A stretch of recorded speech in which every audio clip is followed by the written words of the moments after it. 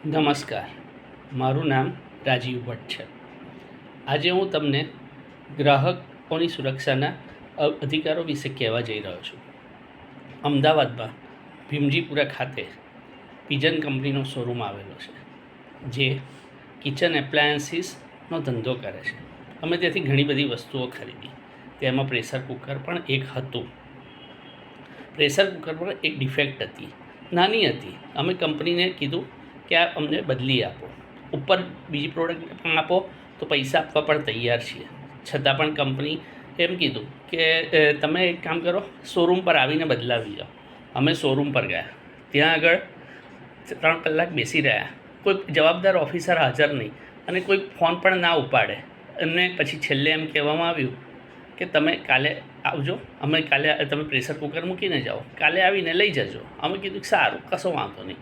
બીજા દિવસે કંપનીના જે તે વ્યક્તિએ અમને ના પાડી દીધી કે આ રીતે એક્સચેન્જ ના થઈ શકે.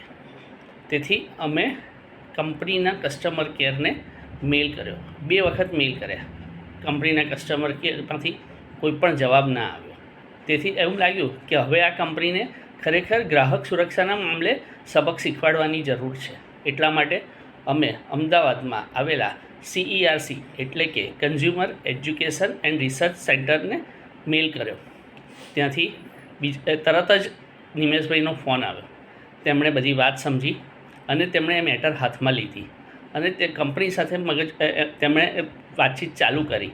આ બધી વાતચીત કરતાં કરતાં 1 અઠવાડિયે કંપની તૈયાર થઈ કે હું વસ્તુ બદલી આપીશ. અને અમને છેલ્લે 45 દિવસના પછી અમને વસ્તુ બદલી આપવામાં આવી. આ વસ્તુ ક્યારે શક્ય બની? જ્યારે ગ્રાહક સુરક્ષા કેન્દ્ર વચ્ચે આવ્યું ત્યારે. જો નહીં તો આપણા જેવા સામાન્ય માણસ માટે તો કંપનીઓ આપણને ગણકારે જ નહીં. અને તેથી જરૂરી છે કે દરેક જણે પોતાને કોઈપણ ગ્રાહક સુરક્ષા સંબંધિત કોઈપણ પ્રોબ્લેમ આવે તો કોઈપણ જાતની ચિંતા કર્યા વગર ગ્રાહક સુરક્ષા કેન્દ્રનો સંપર્ક સાધવો જોઈએ.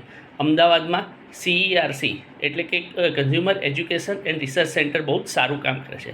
તેનું બહુ મોટું નામ છે. તમે તેની વેબસાઇટ ઉપર પણ જઈ શકશો અને ત્યાંથી તમને ઇન્ફોર્મેશન મળી શકશે. તેની વેબસાઇટનું નામ છે https://cercindia.org.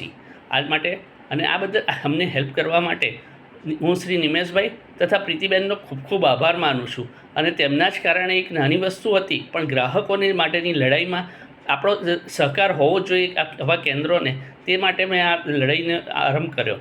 અને આપ સૌને પણ કહું છું, અને ગ્રાહકો જાગો અને આવી બધી કંપની જે આપણી સાથે છેતરપિંડી કરે છે તેમને એક સબક શીખવાડીએ અને ભારત દેશનું એક સારા દેશ તરીકે નિર્માણ કરીએ. આભાર, ખૂબ ખૂબ આભાર આપ સૌનો.